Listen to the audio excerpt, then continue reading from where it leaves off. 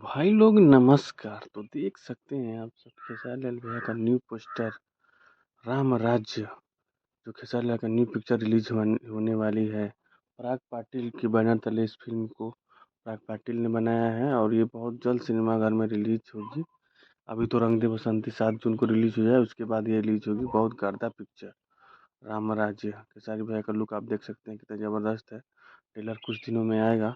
लक्ष्मण के रोल में एक राहुल है, राहुल नाम से है कोई, वो लक्ष्मण का रोल किए हैं, जो कि बहुत ही ज़बरदस्त पिक्चर है। देख सकते हैं आप सब खेसारी लाल भैया का जोड़ी देख सकते हैं भाई लोग। खेसारी लाल भैया का राम जी के लुक में, श्री राम जी के लुक में न्यू पिक्चर उनका रिलीज होने वाला है। पिक्चर ही आ रहा है। सपोर्ट करिए थोड़ा, हमारे भी चैनल को लाइक कर धन्यवाद। तो आप लोग इस पिक्चर को हिट बनाना है, जितने भी खेसारी लाल भैया के फैंस हैं, हिट से क्या सुपर हिट बनाना है इस पिक्चर को।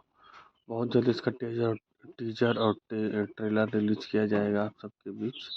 राम राज्य पिक्चर का नाम है, जो कि खेसारी लाल यादव राम जी के रोल में है। चलिए ठीक है, धन्यवाद। चैनल को लाइक करिए, सब्सक्राइब